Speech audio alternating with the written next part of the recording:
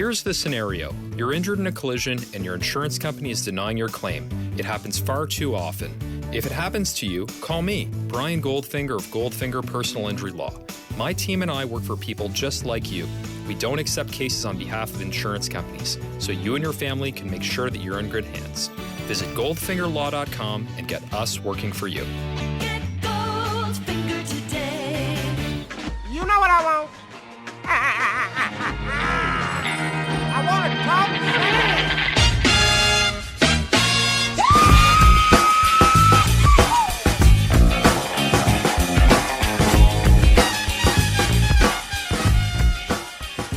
Hello and welcome to the Raptors Reaction Podcast. I'm your host, Samson Folk, and you're joining me after the Raptors win against all odds and using a ridiculous amount of gumption and heart against the Los Angeles Lakers, one of the top teams in the NBA.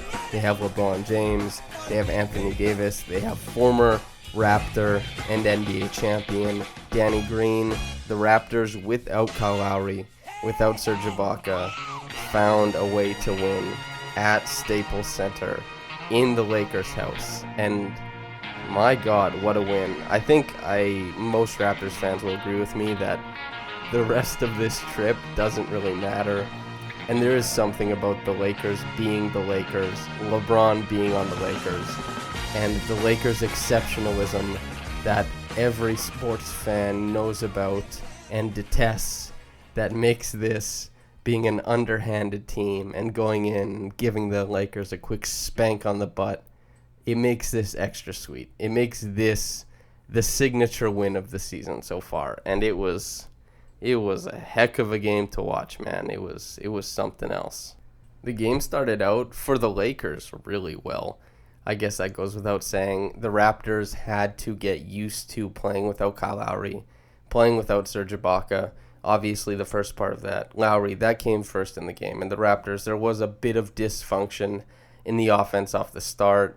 You had Siakam, who the Raptors aren't used to having to run so much for, like pick and rolls to get him switches, stuff like that early in games. Usually that's a halftime adjustment or later on in the game. So having him come out without Kyle Lowry in tow in the offense in the first quarter and being guarded by Anthony Davis was not a fruitful endeavor for Pascal Siakam. It was really tough. He shot really poorly from the floor. He was kind of zoned out on defense. It looked like he was a bit taken out of the game. And, well, honestly, he was taken out of the game by Anthony Davis. Anthony Davis did a great job on him. At the beginning, Fred VanVleet was trying to get things going, but with Siakam blanketed by Davis, the early sledding on offense was tough. It was tough sledding. VanVleet he used a lot of dribbles tonight. Like, he pounded the air out of the ball, but in a way that was necessary. It wasn't like he was missing reads. It wasn't like there were players who needed the ball who weren't getting it. It was just VanVleet with tons of patience and lots of guile working to create shots against a good Lakers defense and with pieces missing in the Raptors offense. And the Raptors early on, they tried to get the post going, and not even Pascal, but just get the ball into Gasol to see if they could take advantage of JaVale McGee, which they did, and Gasol had a hook shot, and that was fine. But most of the damage was done when VanVleet was snaking and gnashing the pick and roll. Lots of movement on there. He was pretty diligent, and you had OG Norm cutting from the baseline. I know everyone probably remembers it if you watch the game. VanVleet is running a pick and roll to his right, nashes it to the left side of the basket, so he's under the rim. Powell makes a cut in. JaVale McGee kind of gets lost, and he wasn't tracking the ball very well early on. He took a lot of fouls. He's putting the Raptors on the line, and he was just kind of mixed up in the defense, even though he was active on offense, and the Lakers did appreciate having him as a lob threat early. It affected the game greatly, his kind of so-so defense, maybe even worse than that. And that was how the Raptors were really picking on him early on, and that was the base of their offense. They were really putting up a lot of jumpers early too, and long jumpers, long rebounds, kind of pseudo transition for the Lakers to get going in. That really jump-started them. They got out to a double-digit lead early on. And the Raptors, credit to them, they were throwing mixed looks of zone, man, always switching it up, keeping the Lakers' offense on their toes, and just throwing anything at the wall, seeing if it would stick. And eventually, there was a little bit that did. The zone defense in particular worked pretty well in the first quarter towards the end when LeBron James was getting his rest, and the Raptors were really rotating their zone around Anthony Davis, trying to mitigate what he was able to do. The supporting cast wasn't able to support Anthony Davis at the end. The Raptors, they put up a couple triples. Van Vliet got one to go, and Matt Thomas closed out the quarter with 5 straight points, hit a 3, got fouled, missed the free throw, and then just by dumb luck, Kyle Kuzma touched it last. It rolled out of bounds. Well, lazy boxing out on the Lakers' part, but the Raptors got the ball back. Matt Thomas had a little duck in on the inbounds and threw up a one-handed floater, and it dropped in. And so the Raptors, they had it decently close. They were down by 1 at the end of the first quarter, which felt very, very fortunate. It felt like the Raptors had really lucked into that, and to that point, it seemed like, okay, the zone defense is working. The zone defense is working for now. Usually zone defenses don't work for super long amounts of time in the NBA because the players eventually figure out the spacing. They figure out how to attack them. But for short spurts, they're usually pretty effective. The Raptors were going to have to figure out for the rest of the game how they were going to defend the Lakers with, guys that hadn't played that much. And it ended up being that it was just superb performances, but at that point in time, when the Raptors were down 1 but had been outplayed significantly to that point, you were wondering, A, where's the offense going to come from? B, is this defense sustainable? And what the Raptors got in the next quarter wasn't luck at all. It was just really, really good bench play. And I mean that in that the Raptors bench players, everybody stepped up. So not only was Norm really good playing with the bench, and that was when it was kind of like Pascal and Norm playing with the bench. Norm was really fantastic as the point of attack, whether it was when they were in man or when they were running zone. At the top of the 2-3 zone, he was really, really good. Jumping around screens, contesting the dribbles, making the passes above the break difficult so that the Lakers couldn't get comfortable and pass around the zone. His work on defense was paramount to how the Raptors were able to defend from that point on to the rest of the game. He was fantastic tonight and deserves a lot of credit. I know Siakam and Van Vliet are the highlights of this game, and one other person who has not been named, Chris Boucher, who came into the second quarter, and while Norman Powell was doing his thing, being the focal point of the attack of the defense, Chris Boucher came in. He got a lob. He got blocks. I think he finished with 3 blocks in the game, and it seemed like more, and that started in the second quarter. His length, and we've all been waiting for this, right? We've been waiting for Boucher to play well in minutes that aren't garbage time, and tonight was fantastic. Not only was he good, he was great in his minutes, and it makes a lot of sense that he came out at a +3 in this one. It makes a lot of sense that the Raptors won their minutes when he was on the floor because he was so good. And it started in the second quarter. He wasn't afraid to foul. He wasn't afraid to try and contest everything. And his length, even though he's skinny, even though he's slim duck, turned out to be a deterrent for a lot of shots. He was really getting in the way. On offense, he wasn't gun shy, which is still a problem with Marc Gasol. Marc Gasol offensively helped to stagnate the offense. And you don't want to hear that because he's supposed to be a bit of a savant offensively. He's supposed to be making great passes, but as it currently stands, hasn't really been doing that. He's just been stagnating with his unwillingness to shoot. Boucher, he wanted to let it rip, and he did, and it was helpful to the Raptors offense. The Raptors offense got the Lakers defense turning more. Siakam, they were running actions, pick and roll for Siakam to get loose and attack either Kuzma or Caruso or somebody else that wasn't Anthony Davis, and it was much better for Siakam to attack in that way. So the Lakers were trying to figure out the Raptors' zone defense and then switching to an aggressive man, especially when Terrence Davis came in. And the Raptors were trying to figure out, okay, how do we utilize Siakam the rest of this game? Because this game was built around Siakam and just having these grab the sun, steal this win-away performances from guys like Terrence Davis and Chris Boucher and Rondae Hollis-Jefferson. That was extremely meaningful, but the game was built around, okay, how are we going to get Siakam going against this team? Because even though Boucher, Powell, Davis, Hollis-Jefferson are all kicking in points, they all were in double digits, by the way.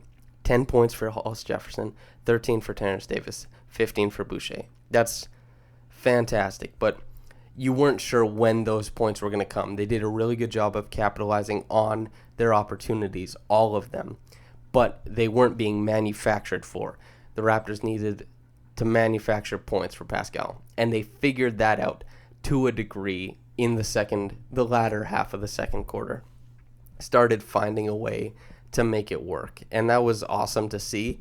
But the Raptors, they were down 8 at halftime, and you were wondering, okay, so what's it gonna be?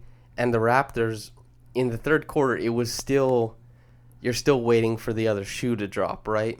Because the defense ratcheted up to an insane level, and this seemed led by Norman Powell and Terrence Davis, because and Pascal Siakam, honestly. Pascal Siakam plus bench seems to be the new Kyle Lowry plus bench. In this game, Siakam plus bench was pretty much the end-all, be-all. It was so much fun to watch, and the activity on defense was incredible. So you have Terrence Davis, Norman Powell, extremely active up top.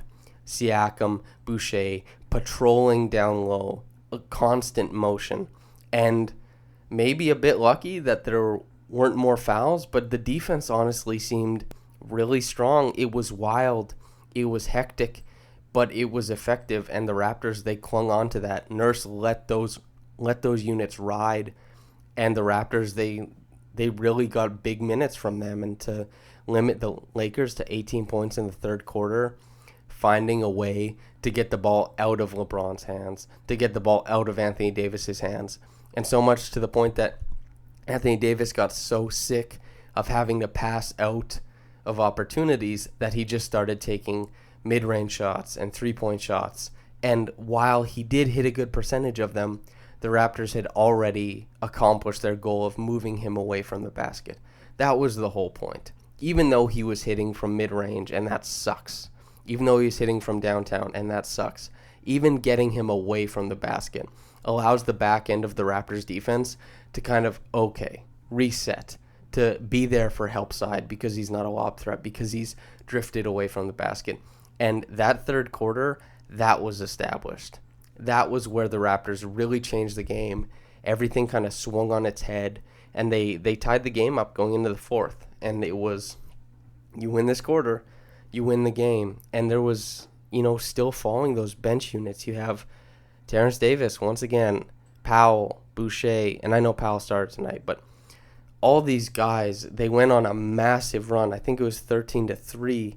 That was from like the 10-minute mark of the fourth quarter to around the 4, the 5, and it was huge. That was what won the game for the Raptors, because not only did you not expect Terrence Davis to be hitting a 3, Chris Boucher to be hitting a 3, but also getting back in transition, getting massive blocks, chase down blocks. You weren't expecting any of that. You were expecting these guys to be shakers and movers on offense, but not do anything outstanding, except they did. And that's where the Raptors won the game, because, yes, Pascal Siakam closed it out. Yes, OG Anunoby played good defense on LeBron down the stretch, because of course he did. But Rondae Hollis-Jefferson, for an 8-minute stint, picked up LeBron James and really LeBron did not get to the rim against Hollis-Jefferson. I think he did once, but Hollis-Jefferson played awesome defense. And when Hollis-Jefferson was operating on the roll, he finished strong inside, even with guys like Davis and Howard lurking. Hollis-Jefferson went up strong, didn't get blocked at the rim, just went up and was able to get points in the paint, and that completely changed the outlook of how the Raptors were scoring in there. It opened things up for swing passes along the baseline, and that's how Hollis-Jefferson running. He's going downhill towards the rim, was able to swing that pass out to Terrence Davis for his corner triple. That was with like 5 minutes left in the game. All these things, it was building up to allow the Raptors to play the way that won them the game, and it was a full game effort.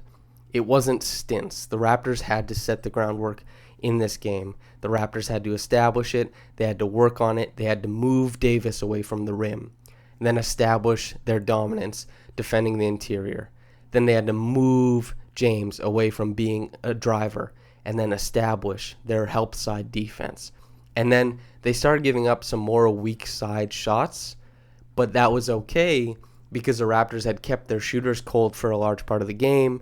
And then when it got down to the nitty-gritty, you're not able to rely on your superstars because LeBron was in passing mode because Hollis Jefferson was doing a great job of corralling him into help, and sometimes just straight up cold, stone cold, standing him up. And then so he's having to pass out. Davis has already been moved away from the rim. He's not as active on the dive. The Raptors' backside of the defense is in way better position all the time, and that's why we saw a flurry of blocks towards the end of the game. All this had been built up, and for the Raptors to close this game out with Van Vliet and with Pascal, it was a beautiful performance, and it was an unbelievable amount of gumption. And, the Lakers were at full health. The Lakers brought it. They wanted to win this one bad. They wanted to move to 8-1, but the Raptors, without Kyle, without Serge, they really brought it, and they did their thing. And Fred VanVleet did an awesome job. Once again, working the offense, constantly keeping his dribble alive, waiting for those when there's 8 seconds left in the shot clock, that one guy in the Lakers defense to fall asleep, and for a backdoor cut to be available, or for him to finally get his shot going at the rim again because he hadn't made a shot in the paint in like 6 games. That's a long time, by the way. And so he was attacking the paint. It started with a really nice high-arcing lefty finish over Dwight Howard, and he did a fantastic job finishing. He was composed, and he was the backbone of a lot of the part of the Raptors games. And he wasn't a huge part of any of the runs, really, but he was sustaining the Raptors in the hardest parts. When Siakam was going 0 for 7 from downtown, or 0 for 6, something like that, it was Fred guiding them through that, making sure they didn't go down 20, keeping it around like 12, 8 points. And that's important. That's just as important. It's points scored. It's taking care of the ball. It's creating assists. It's everything. And I thought Fred did an absolute great job. And I know Pascal didn't have the best game, but his willingness to keep going, keep trying, and to work really hard to find mismatches and then attack those viciously was just so wonderful to watch. The Reggie Evans Award has to go to Chris Boucher. He completely changed this game. Everybody and their mother was wondering how the Raptors were going to contend with the supersized Lakers, because Dwight Howard, JaVale McGee, Anthony Davis, LeBron James is a lot to contend with. That's really hard. And I understand why. I felt the same way. And for good reason we felt this way, most of us. But Chris Boucher's length, it wasn't his girth. It wasn't the shoulders of Dwight Howard that changed this game. It was the length of Slim Duck. It was Chris Boucher's willingness to run the floor on offense and defense, and just his vivacious effort was nonstop. He really did affect the team. The team rallied around him, and for good reason. He was aggressive on the roll, getting a couple and ones. He wasn't afraid to let it fly from deep, and he was so active and rangy on defense.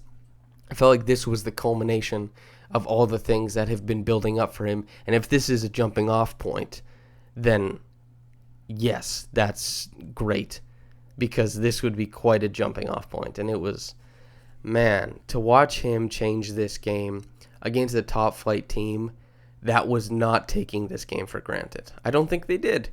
It did not seem like that at all. And the Raptors, they did a hell of a thing tonight. And it was, Chris Boucher for Reggie Evans Award. He embodied Reggie Evans. He was getting at after it on the glass, and more than Reggie Evans on the defensive end and the offensive end. It was just hustle, hustle, hustle, hustle.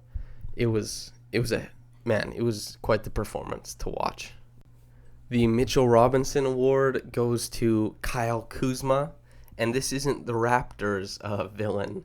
This is the Lakers villain, because watching that game, even though he knocked down a couple triples down the stretch, I think most of you people who are listening would agree that if they didn't play Kuzma, they probably would have won this game. I genuinely felt that way, that he was such a weak point defensively, and he offered the Raptors such a reprieve from some dominating defense that the Lakers were handing out, and that Kuzma, when he was in the game, everyone on the Raptors, everyone who's a fan of the Raptors was like, okay, maybe we can go on a run now, because there's a weak point that we get to attack very easily. Siakam's on the floor for 42 minutes tonight. Anytime Kuzma's on that floor with Siakam, it is like blood, piranhas, or a shark. It's just go straight for it. It's a feeding frenzy, as it should be.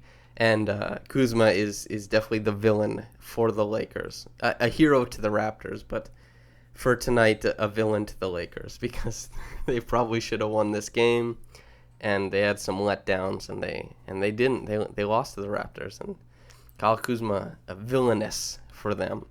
The top quick reaction comment from Diggs says, "That was extremely satisfying." I couldn't agree more. Somebody said, I think it was Anthony Doyle, said, this is like a second ring banner night. And that's like championship banner. That's really funny. And it was so much fun to watch. And like I detailed at the start of the podcast, I think most fans of other teams hold a little bit extra. They have more ire, more rage for the Lakers, simply because of the Lakers' exceptionalism. And maybe LeBron James as well. I like LeBron James a lot, but I know a lot of people don't like him, so there's that aspect of it too. And Danny Green on the other team, whom I love, but just there's a lot of parts about this. And without Serge, without Kyle, this was the most satisfying win of the year so far, and will be a signature win of this year, no doubt. And I think people will remember this for some time. It was really something to watch. Thank you for joining me on this. I have thoroughly enjoyed the game. I've enjoyed chatting about it. To you, thank you for listening. Whether you're getting into this in the morning or at night, have a blessed day, and goodbye.